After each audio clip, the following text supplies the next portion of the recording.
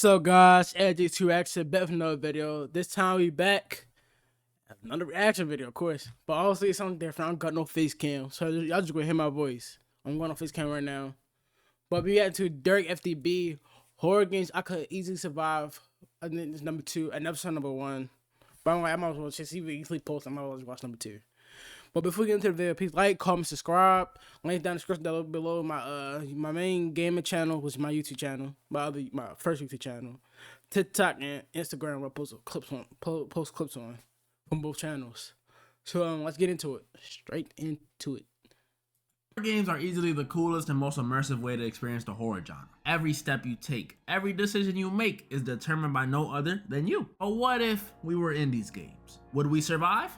Well, that's exactly what we'll be doing today. Today, ladies and gentlemen, once again, I'll be going over even more horror games I could easily survive. And as usual, say it with me now, I'll be giving you guys my strategy, my game plan, my thought process, and obviously, some of the ones that I can't. Outlast. Outlast. Outlast. How I could survive and never go to the asylum. Go to that weird That's how you survive that. Never go there. I would never do it. But if I did have to go there for a job, I'm not surviving. Be truthful, I'm not surviving. I'm not surviving, bro. With a bit of a tricky one, Outlast. We play as this journalist investigating an abandoned asylum after hearing word of some inhumane experiments happening there. Why would you go there? And upon arriving there, it was worse than we could have imagined. These experiments caused these patients to become variants, pretty much these mutated, violent monster things. And after realizing how dangerous this probably is, you try to find a way out the asylum. Boom, that's the setup we're dealing with. Now this one is a very difficult one to start off with. I was 11 when this game came out, and all I remember is I refused to play it because it was so scary. I knew it was bad when I couldn't even watch the Rad Brad play it. Not only are we trapped in a loony bin that's dark, has small corridors, and probably smells crazy, but we also have to deal with the variants. And while most of them are just crazy humans with no pain tolerance, there is one we really gotta look out for. Chris Walker, a mutated 6'9", 300-pound plus monster. To put it in perspective, that means we're dealing with someone the same height as LeBron James and around, I don't know, half the weight of Rod Wave. This is a scary, formidable opponent, and might I add, he has experience. This dude isn't like Springtrap just murking children for no reason. This dude murks grown men for no reason. He has bodies. And me, I'm just an investigative journalist with nothing but passion, a Canon camera, and a pair of AA batteries. What am I gonna do? And I sat on this one for a long time. You're not surviving it. I'm probably getting cooked, I won't lie. This one just ain't even fair, bruh. In the wise words of Kendrick, it ain't 20v1, it's a 1v20. It's just me by myself versus all these variants in this dirty, rundown asylum. Remove Chris Walker from the situation, and I might die 30 minutes in. If I step in there, I'm literally finished. Like, yeah, I know I'm the fastest to ever do it. Good job. But a crammed space like this is not good for me. If it was me that got the anonymous tip about the experiments they were doing here, I wouldn't have even showed up. For real. Fears to Fathom. For those of you who don't know this one, Fears to Fathom is a psychological horror game series where us, the main character, play through super duper scary and realistic scenarios. Isolation, home invasion, some stalking. On occasion. Chill, don't hype me out, And while it sounds like it's whatevs on paper, the atmosphere of these games will change your mind fast. And not only is the atmosphere scary, but even the NPCs are scary. Like these dudes are chopped. And to make things even scarier, every episode of this game is based on a real life event. Like, y'all know how the movies be having based on a true story in the beginning or end? Yeah, that's this game, based on a true story. Every single one of them. There's a lot of episodes to pick from in this one, so I'm gonna just go with the one that's scariest to me. Fears to Fathom, episode 3. Carson House. In this one, we play as this 18-year-old named Noah back in 2009. Golly, 2009? Some of y'all didn't even exist. We were tasked to look after someone's crib for a weekend for a whopping $100. You know, doing some... Actually, a way you can survive this, bro, is calling the cops. When you go in the camera, you see that girl walking in your backyard, all you gotta do is call the cops. Had no search the property. He ain't had no phone or nothing back then. I kind of forgot how the game went. Cop played it, but I forgot how the game went. I don't know if she cut your phone lines. I know she did, never mind. She cut your power lines. I forgot. But you don't have no cell phone? for you to call the cops on. You had a cell phone, you could survive that easily. Like, you had a cell phone, you be able to call dial 911.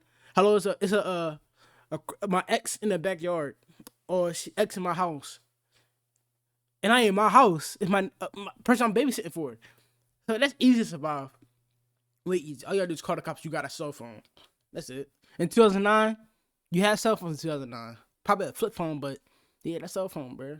Grocery shopping, fixing the computer, taking a piss, feeding the dog, still taking a piss. Dang, bro. But as the night goes on, weirder and weirder stuff starts happening. Random knocks on the door, strange text messages, random noises in the house, and that's when it's revealed that someone has broken into the house. We got an intruder on our hands, ladies and gentlemen. I think this is something everyone who has ever been home alone has feared. Random person breaking into your crib at a random given time, scariest being nighttime, and you being forced to 1v1 them. It's a scary thought, but it ain't nothing I can handle. To truly come up with a proper plan to beat this one, I gotta understand two things. One, who is the intruder? And two, what do they want? Throughout the course of the game, we get little hints of who it may be via text messages, flowers at our door, and other stuff. But once we get into the end game, that's when it's revealed that the home intruder is actually our psycho ex-girlfriend, Kara. I know, shocking. And what does she want, you may ask? Well, of course, to get back with your boy. I don't blame her, not a surprise. But now that we know all the background, here's the plan. Since I'm more familiar with the Carson crib than she is, I say we use this to our advantage and do a little bit of camping, if you will. Imagine this. She walks into the crib, roaming the bottom floor looking for me. Noah, oh Noah. I'm watching her on the camera as she finishes searching the bottom floor. She makes her way upstairs and approaches the room I'm in. Noah, I know you're in there. Open up, Noah, before I... Hey, Kara? Huh? I think we should get back together. Really? Yeah, really. Here, I'll unlock the door. Come inside. Let's talk about it. All right. I just can't believe you really changed your mind that... No, for real. That easy. That's an easy win. Only thing we really gotta look out for with her is her durability. Cause turns out the reason we broke up with Kara is cause Kara be on that meth. So I don't really know if one swing of the bat will do the trick. We might have to do 4 or 5 or maybe even 12 depending on her dosage. Don't do meth. Resident Evil, I'm not surviving this. I'm not surviving Resident Evil, bro. It's just the truth. I'm not sure about Resident Evil. Especially Resident Evil 7. We all know the franchise, Resident Evil, recognizable because of its elite games and its movies. The Resident Evil games have always been known for being scary. Like, I remember trying to play Resident Evil 4 on my PS2 when I was but a wee little lad. And emphasis on trying, because I could not get through that game at all. Yeah, there's been some scary Resident Evil games over the years, but Resident Evil 7, this one is hands down the scariest. I said put your hand down. In this one we play as this guy named Ethan who ventures onto a plantation in the state of Louisiana after we received a message from our wife who had been missing for 3 years. And after entering a house on the plantation, we find our wife, but she tells us that message was not from her. And after realizing our wife is now some sort of infected zombie thing and a failed escape, we come face to face with the Baker family. A regular Louisiana family turned murderous and cannibalistic after being infected. And the infection didn't just turn them violent, it also turned them into mutants, giving them super strength, the ability to regenerate, extra intelligence, and some, their very own transformation. Is that a sack? And after seeing how truly insane they are, we have to run, fight, and find a way off the plantation. Look, I'm gonna start with this. Plantation and Louisiana in the same sentence would have been enough for me to not go over there. Combo that with the Baker family trying to eat me or maybe part of their family or whatever, and I'm definitely good off that. And some of you guys might be like, but Derek, you gotta save your wife. What about your wife? What about Forget her? Forget my wife, It's bro. been 3 years, bruh. It's time for me to move on and get on one of them dating sites. Is Tinder still a thing? Honestly, even if it was a month of her being gone instead of 3 years, I wouldn't go. She told me herself, do not come get her. And as the respectful husband that I am, if the missus tells me to not go get her, I ain't going. Because if I did, that's called stepping over her boundaries, fellas. Take notes, take notes. But let's say I did go. I did go to the creepy plantation mansion. What would happen then? Well, I would immediately die. Because the second we do find our wife, she turns on us because she's infected or whatever and chops off our hand. This is ridiculous. Really? 3 years of marriage and I come save you and this is how you repay me? I took you to Cheesecake Factory. And I know we get our hands stitched back on, but the mental damage is already done. Plus, I don't know how much of that green juice is really gonna help with the broken rib she gave me earlier after throwing me into that wall. Resident Evil 7, I'm not surviving, sadly. Farthest I get is that fight with that sack lady. After that, I'm finished. Amanda the Adventure.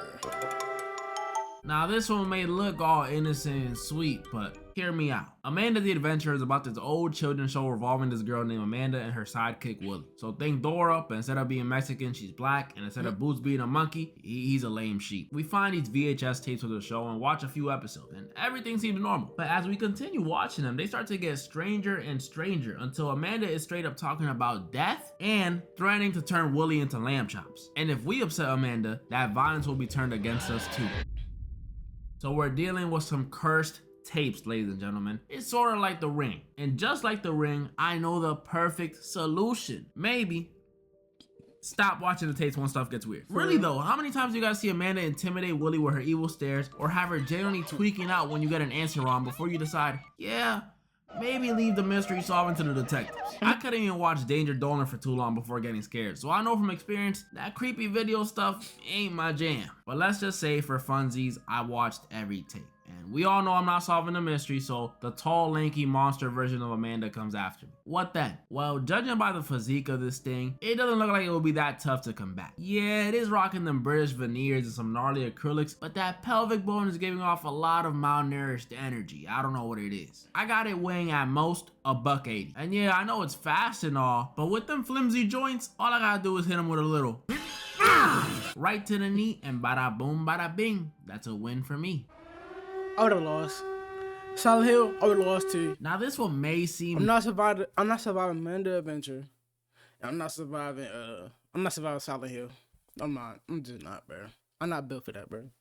insanely difficult, but like I said for the last one, just hear me out. In Silent Hill 2, we follow this blonde dude named James who, after receiving a letter from his deceased wife, damn, we got a lot of X's in this video, what's going on? He goes to Silent Hill, this town engulfed in fog with monsters everywhere, creepy buildings, and blah, blah, blah, blah, blah. I know what y'all are here for. Y'all want to know if I can defeat the big bad in this one. Pyramid Head. Dude with a massive pyramid on his head, holding a big sword. Super scary looking dude. Like when I saw the 06 movie, which in my opinion is it's not that bad. The sound of that siren and the image of Pyramid Head were burned into my mind. But now after looking back and after playing the original Silent Hill 2, this dude is not on anything. He's like those muscle heads who don't know how to fight. Just all appearance, no skill. Like, look at this gameplay.